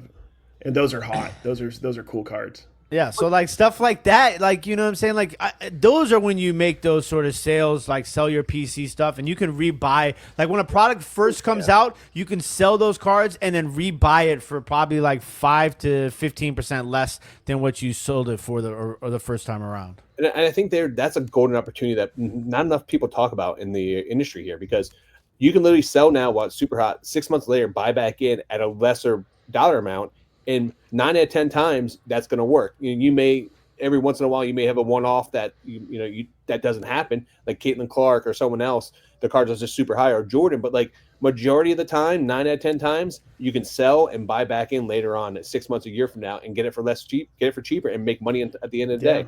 You want to know what's crazy? The WNBA Prism boxes is the most expensive Prism basketball ever released. Really? What did it sell insane. for? What's that? What did it sell for? I don't remember what the price is, but it's the most expensive Prism basketball The product ever released. WNBA card market is something that should be explored. Like there needs to be a 30 for 30 on how just completely non-existent the market was. It was very niche 3 years ago, very niche. Like they were making products, so there was demand. And then Caitlin Clark and Angel Reese and that group came in, and it just totally, completely, not only changed that market, but it changed it is hotter than Prism basketball. NBA By Prism leaps basketball. and bounds. And that, well, obviously, we're comparing all-time great, hype Caitlin Clark against like one of Angel the Reese historically. too, and I mean they're loaded. Right Rakia now. Jackson. There's a lot of great players, and then also like just vets getting some love, like Ionescu and stuff. But I was stoked yesterday, so I'm like, I was at Target, looking at boxes like every time I'd walk into a Target, and I'm like, I'm gonna go check in the toy aisle because Monopoly, right? Prism Monopoly. Oh, And they had some of the board games, but better than that is they were stocked to the brim with the blaster boxes. So I opened a couple yesterday. It was a blast. But that's awesome. The Monopoly's not as great as the base stuff, but for the price difference, it was. It was well worth it. I think another thing though too, the WNBA has actually been able to push more into Bowman too, because you get more people are now looking at Bowman products than we did in the past. I think there's Paige Buchers. Paige Buchers, Juju Watkins. Yeah, Juju Watkins. Yeah. Well, there's just even the McDonald's product. Yeah. It's Cooper Flagg and Sarah Strong. It's those two right there are the big ones out of that. So it's awesome. I love this. This is good for everybody. Yeah, It's good for everybody. Guess what I got my hands on? It hasn't arrived yet, What'd but you get? I got some. I bought some PWHL singles. Did you? Dude. So shout out to Women on Tops. They're on Instagram. They're also selling on Whatnot. I want to reach out to them and try to get her on the show That'd be awesome. here, because she is like as knowledgeable as it gets when it comes to women's sports, obviously in the hobby. And she was running a show on Whatnot, and it was crazy. There must have been 50, 60 people in there bidding on all women's sports cards. And so I paid up for a couple of them, but I just want to be able to have them, and I want to put some of them on dibditcards.com because awesome. There's nobody has any women's hockey cards on the district app in any form right now. So cool. To be able to put that on dibditcards.com and promote it as the only marketplace where you can find women's hockey singles right now, it's going to be super exciting. So I'm stoked about that. Some of those cards are bringing astronomical money. Yeah, bro. I'm talking about $1,300, $1,500. I was looking at some of the comps. I was like, what is going on? I told you guys. Supply. It's simple. Supply the card and market's demand. always supply and demand. Nobody, it's hard to find or get, and there's a pretty good demand. I mean, It's there's only simple. 6 teams in the entire league, 3 Canadian, 3 are U.S. And now, granted, it does have the backing of the owner of the Dodgers is part owner of the league, so does have money behind it. But I was shocked. I knew there was going to be demand for it, right? Because it's going to be very limited, going to be demand. But I did not expect to see these prices I'm seeing on this. That's just awesome, man. I was shocked. That gets me so stoked. That's the kind of stuff I love. Not only a new product, but a new sport finally getting a little bit of publicity and getting out there and being aware of it and being some of the first people to the market. It's exciting. It's exciting. Well, I love it. Speaking about getting excited, let's talk about one-on-ones, because you guys are both in my we went live on my channel the other night. For those who don't know, I pulled the Aston Genty one-on-one autograph Rambling Man card, sent it off the auction at Golden Auction House, and then Tim and Cary joined me on a live on my channel. We watched it unfold right in front of us. And I would say originally I expected that card to sell for maybe between $3,000 to $5,000, and fell short of my expectations of it. So I was slightly disappointed. I'm not going to lie on that. But I want to say, because it's a one-on-one and it's a very interesting topic, because one of the biggest questions I get in my videos and people reach out to me is, how do I find a comp for a one-on-one? What do I do with a one-on-one card? And I need to have a discussion about this myself, because I think this is something we need to openly discuss, because as soon as I post this video up, and for those who don't know, my card got sent to Golden. They sent off the PSA, came back a PSA 8, and it came back a PSA 10 for the autograph. So as soon as my video went to my channel, the first comment was, hey, you're an idiot. You never graded a 101. And I was like, oh, called you a noob. A noob, yeah. And I was like, what do you want me to do? This is what Golden Auction House wanted to do. So my question to you, Tim, should you grade a 101? Is there value in grading a 101 or not? If you're keeping it for yourself and you want to grade it, sure. But if you're going to move it, I personally would never grade a 101 if I was moving it myself. Now, I know that, you know, with Golden and, you know, you guys have both ran 101s through Golden and both of them got graded. Now, Cary's came out at 10, yours came out an 810 auto on, you know, grade. So there is that risk, right? 100%. Now, for me personally, like, I don't know. Do you guys have a choice, or is that part of the contract where they grade it? I mean, like. So for me, when I contacted them, they told me I was like, hey, can you explain the process? The process was they send out the PSA get graded. Yeah, they just tell you they're going to grade it. Yeah. I mean, Yeah. I don't know if you have a choice. You might have a choice, but like that's just their process. And I'm going to play devil's advocate when I say this. When I see a 101 and it's extremely expensive and it's raw, first thing that pops in my mind is, why did they grade that card? You know what I mean? So like when I watch Golden's their auctions, they don't have raw cards up there usually, unless it's a set or something else they're doing. So like that's the first thing. But then also too, I thought to myself, knowing that Bowman U has a lot of flaws this year, like the cards come out with dimples on them, they come with little like So annoying. Yeah. So my card was pulled straight at the pack, but right in the top loader right away. Unfortunately, it got graded what it was. Maybe I should have not graded the card and just graded the autograph, because the autograph is perfect. So that was going my thought process after it. I'm like, hey, if I just grade the autograph, If it comes back an autograph grade, though, they're going to assume there's an issue with the card. Well, that's though. the second thing. Yeah. So like, I mean, Cary, you went through. Here's my here's my thing. You did the right thing in my opinion. Okay. But I think the answer to, and you know me, I'm not a grader, and I've graded a couple cards randomly, and the Caitlin Clark is the only card I've ever graded at PSA, and it was a 10. And I'm pretty much retired from grading at PSA unless something happens like what I'm going to explain. I think in the case of being a premier card from the set, Caitlin was obviously a premier card, that Genty was, I would grade it. Yeah. But like, here's the problem with my opinion with grading is there's so much stuff that doesn't need to be graded being graded. Like if you had an Ashton Genty, if you had a DJ Lagway, one of any sort, grade that. But do you need to really grade the 1/1 Restrepo? Maybe there's an argument for that. I don't know. But I think you did the only thing you could do in that case, because to get it, to make sure people knew it was authentic, you just got screwed by the fact that the quality of Bowman U this year is terrible in general, overall, from what I saw opening 6 boxes. I mean, and we talked about too on the podcast that night, like it was the perfect storm. I mean, you had the perfect storm where everything went your way, and for me, like Boise State got knocked out for the playoffs. Ashton Genty fell short 30 yards from breaking the record. I mean, he came second Heisman. So, like, if any of those things would have like went in my direction, I probably would have got more for it. But also, too, like, if I would have sold it raw, like Tim said, there's one. What was the one that you saw that sold for raw? The Superfractor 1/1 autograph first Bowman First sold Bowman for $5K. Yeah, on eBay. You would have done better. Hindsight's 2020. You would have done better not grading it, selling it maybe on your eBay, like right before the playoffs in a week-long auction. You probably would have made more than what you made. But that's the thing. There was also some timing issues, I think. If I were selling that card, if that was there, if I was Golden, in my opinion, I would have waited till the draft or near the draft when he was getting hyped up and then run it. Unless you were able to sell it right when that product came out. Yes. That's the other thing too, is that it would have, because those cards were fetching an absolute insane premium.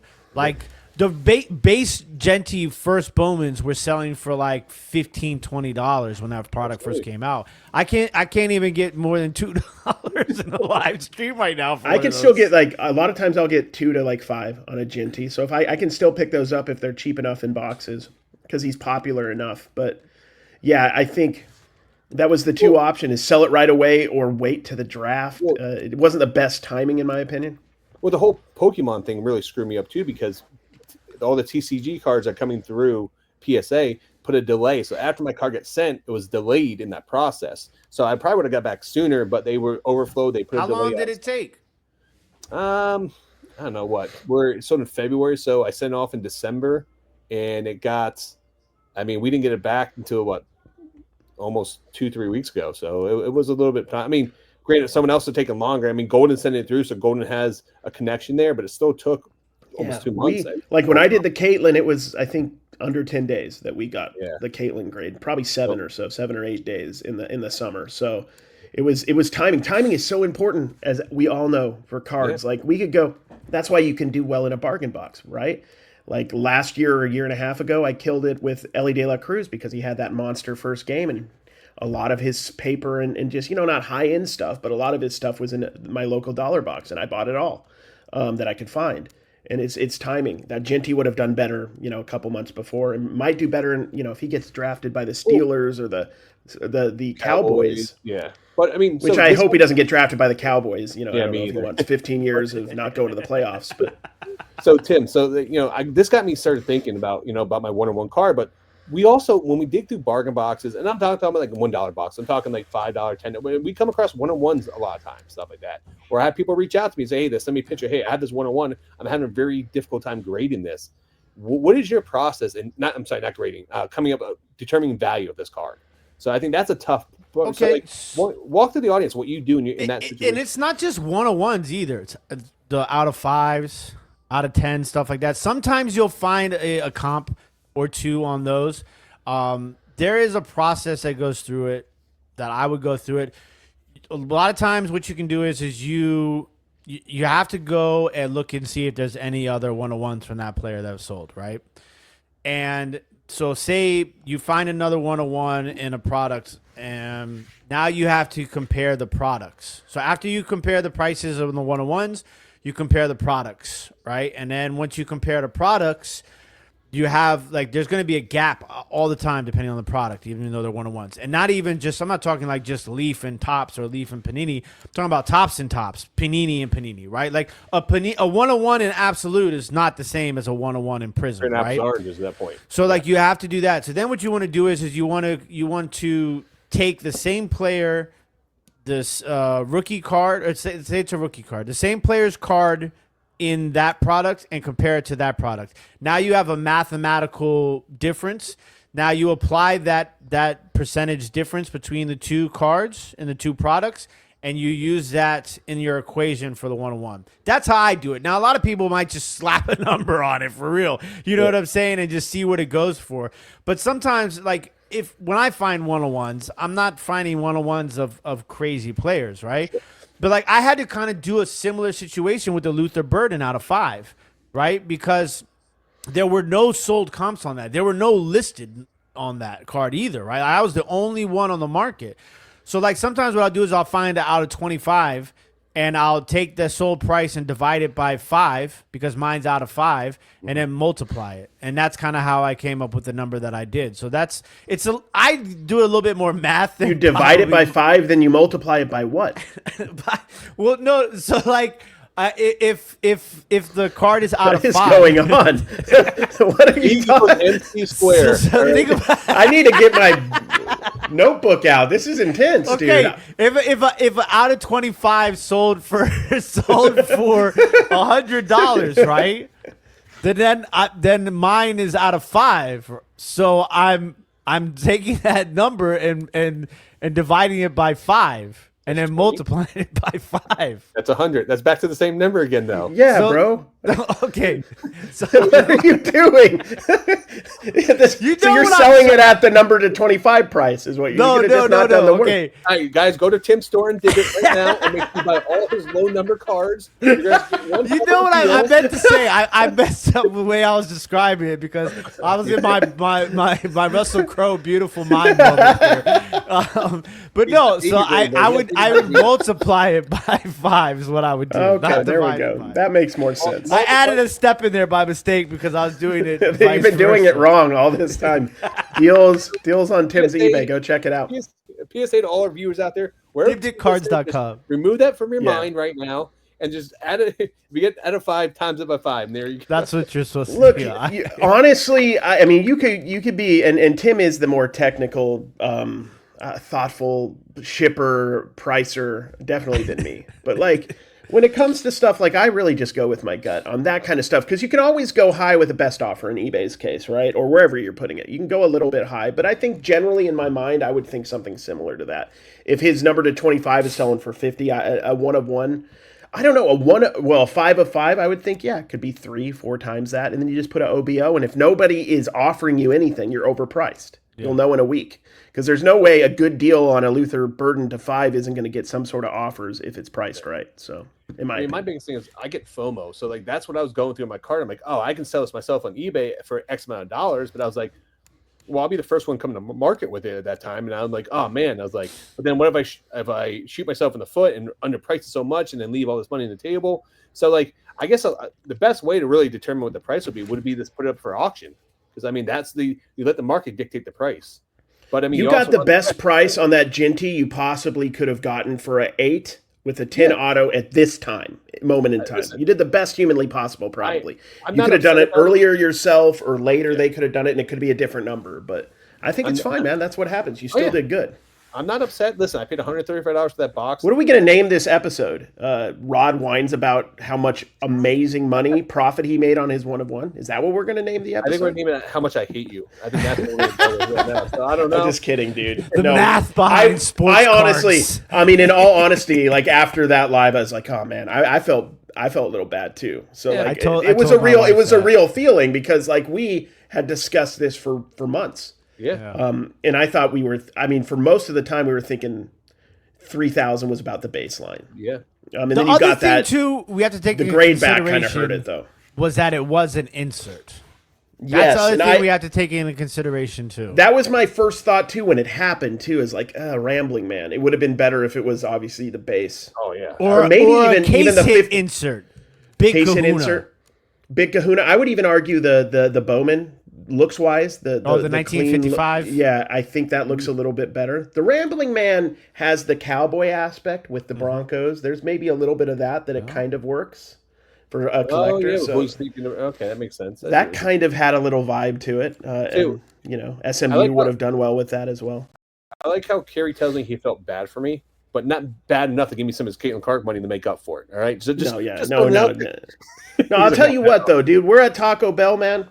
I'm going to let you treat me because you made a lot of money, bro. I'm going to let you treat me. I mean, all jokes aside here. So let's talk about some other one-on-ones, though, because there's a lot of one-on-ones out there that aren't really worth money and that people may get confused when they're digging through bargain boxes and stuff like that. And that's Wild Card. Wild Card comes out with these one-on-ones, Tim, and they come out with maybe 15 of the same as that card, just different colors. Well, listen, the different variations, yeah. It's not just Wild Card, too. It's Leaf also, Like the worst, I will tell you now, we've gotten to the point where Leaf is doing the 1 of 1 production proof, like non-slabbed, non-auto, and they're like flimsy. Like I sold the Blake Corum, and it sold for like $4. Yeah, right. So but there's a market for all of this stuff. You just can't be spending money. If you find, in my opinion, pretty much anything Leaf or Wild Card, if it's a 1 of 1 and it's in the dollar box, I don't care if it's autographed. I probably don't care who it is at $1.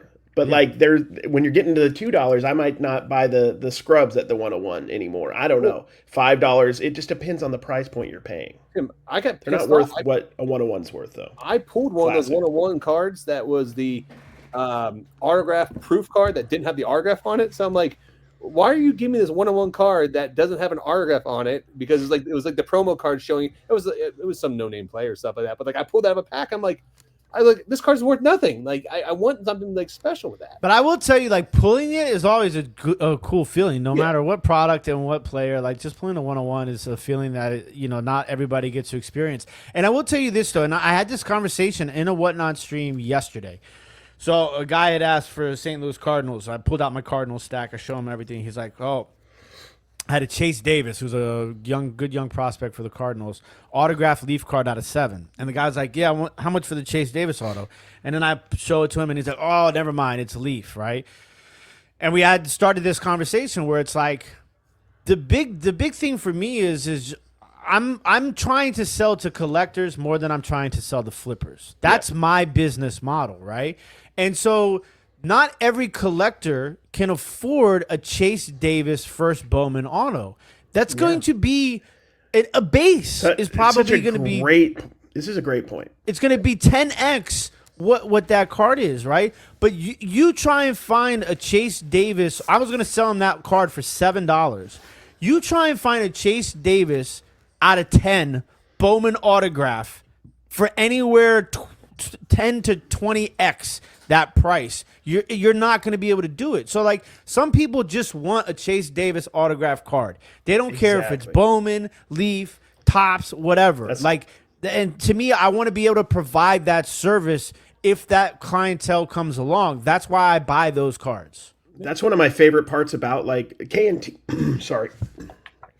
K&T, my local shop, does a lot of Leaf stuff. I think a lot of people open the Leaf product there and then sell it back or give it away. I don't know what they're doing, but it's available for sale there. And one of my favorite things is looking through the baseball and the football and finding big names. Like I just sold a Chase Burns #2 pick in the 2024 draft. I think the Phillies, right?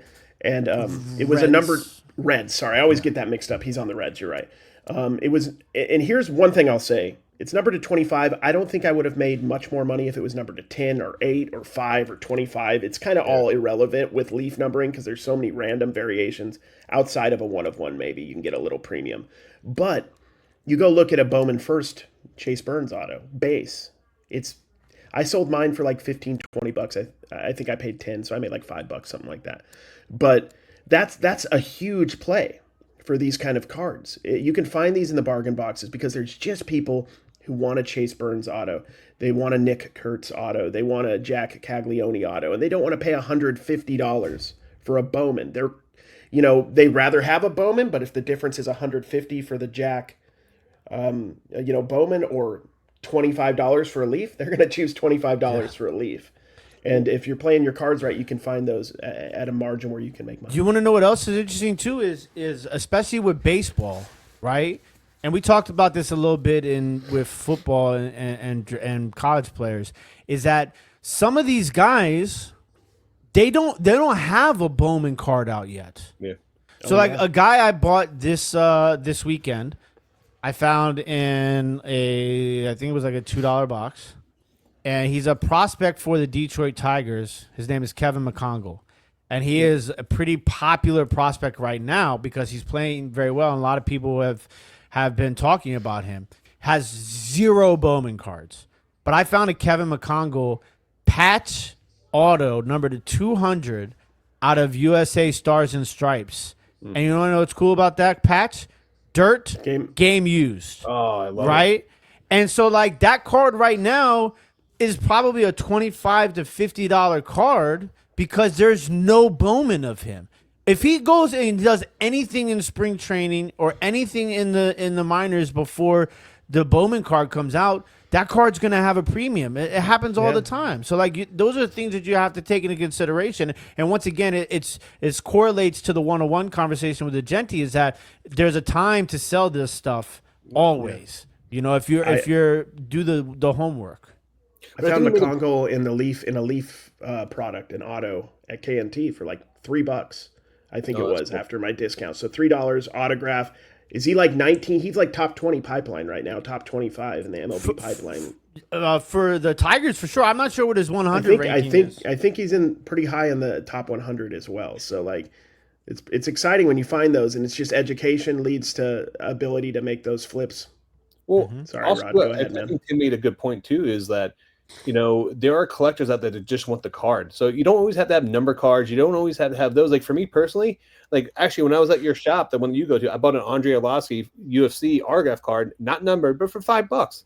Like he's a UFC legend. You know what I mean? Like I got a Michael Bisping like autograph. Like I collect autograph cards of certain players or in certain sports that aren't numbered because they're cheap and affordable just because I want the card. I don't have to have a 10. I don't have to have a 25. I don't have a 101 on there. I don't care. I just want the card for my collection. So I think that's a big thing that's overlooked a lot, that we always try to go for scarcity over that 101, but you don't need the 101, man. I know Tim's over there doing a little research. Yeah, Cary's right. Kevin McCongle comes in as the number 28 ranked prospect in I knew he was high on the higher end of the top 100. Yeah, so it's that's a crazy find. Like, he's only 2 spots behind Chase Burns, which is wild. So it's like, like those sort of guys. There's a ton of those guys right now, like that don't have Bowman cards yet. Like I think of the Leaf products for those because there is several like 2024 baseball Leaf products, and and me included until recently, where I've started to study it a little bit more. There's a lot of people buying that product looking for Jack or looking for the top guys, right? Mm-hmm.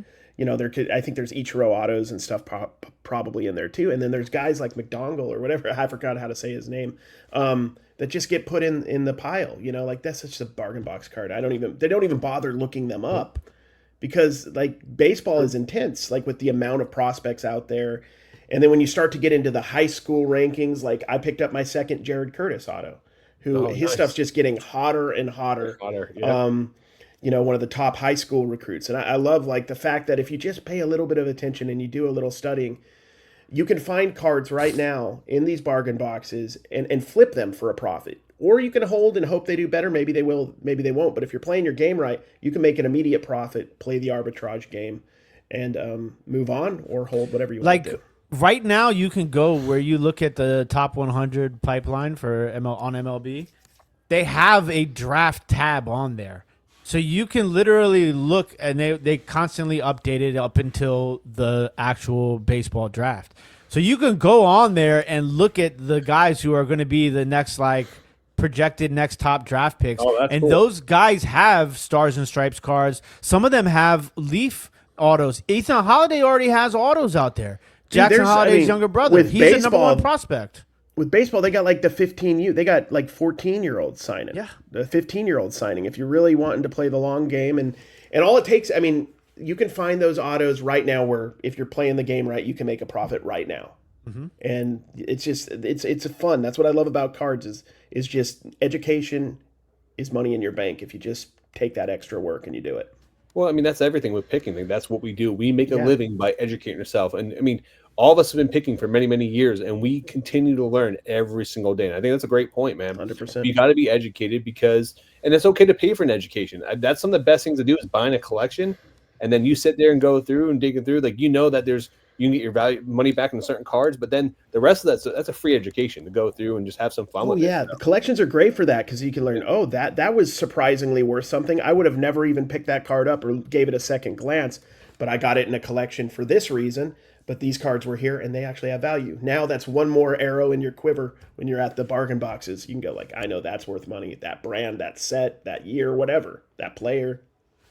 That's what I love about this. I bought a collection and I pulled out there's a Chris Webber was huge back in the day, but Chris Webber now his cards aren't really worth. But it was a Scoring Kings card from Flair Ultra back in the day, which was a good set. But dude, that thing's sold on eBay for like $35 or $40. So I was like, it was just I would never. If I was on a bargain bin, I would have passed right by it. You know what I mean? But knowing that now, just because I bought a collection, I was digging through. I found the Scoring Kings card, looked it up, and I was like, oh, and I made a big profit from it. So like those opportunities are out there. But speaking of opportunities, before we finish this podcast, we need to draw the winner of this blaster box for hitting 600 subs. We're already at 800 subs. We're about to hit 1,000. We're going to be giving away a ton of good stuff. So let me share my screen here. I don't want to forget about doing this, guys. And don't forget that this giveaway is sponsored by dibditcards.com. If you guys are not already members of the dibditcards.com buying, selling community marketplace, you can go to your app store, download the District app, and find Dibdit Cards on the app. Also from your browser at dibditcards.com. Man, you really missed your Thank call. you, Tim. Yes. He sounds like a 1990s phone sex operator. Not that I know what they sound like. No. None of us have any experience with that. But allegedly, you sound exactly I like... had those in the 20s, dude. Allegedly, if for $5.99, you guys can find out what Tim sounds like, all right? Allegedly. They're calling the operator and they're connecting you to the line at like the old 20s style. I love it. All right. Can you guys see my screen? I'm going to post this up here. Yes, we can see your I just want to make sure, man. All right. Notice how his tabs are hidden. Yeah. Oh, yeah. Oh, yeah. All right. No bangers. There we go. We plug it in there. All right. This is for the winner right now. We're drawing it. All right. Let's see here. All right. There's how many comments we got. Now, you do not have to be a member of Dibdit Cards. You should be. But this is for anyone that posts no bangers in the comments. We appreciate each and every one of you. And we will be sending you a blaster box for this win. And the winner is... Let's see. You guys are awesome podcasts. Joey, you are the winner. Joey. Let's go, dude. So do me a favor, Joey. Send me a message on IG to the No Bangers Instagram account. Send us a message, and then we will give you a secret code to put on the actual video. So we make sure that it is you. We're not just someone else trying to claim your prize. So congrats. Let me screenshot this for a second here, just so I know. Boom. All right, got that.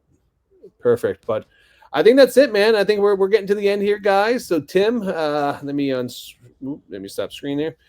You got any final words for the week, man? No, big shout out to all the new watchers, and we really do take a lot of time and try and respond to all the comments on the videos. So please keep that up. Like, I think the last video has like almost 300 comments between us and the original commenters. So that's awesome. The sort of interaction and stuff that we really love. And so keep dropping those comments, and we read every single one of them, and we appreciate all the love and all the support.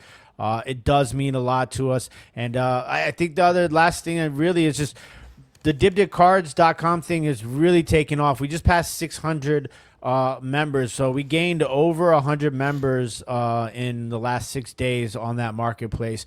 There is a lot of good deals to be had out there, not just in the live auctions, but in the marketplace. I've been buying cards. I know Rod's been buying cards. Cary's been buying cards, as well as selling, obviously. But it's growing, and we're really happy to be able to provide this community marketplace as another option for eBay and whatnot and all those other things for people to kind of learn, grow, collect, buy, sell, have fun. There's a lot of different things you can do there.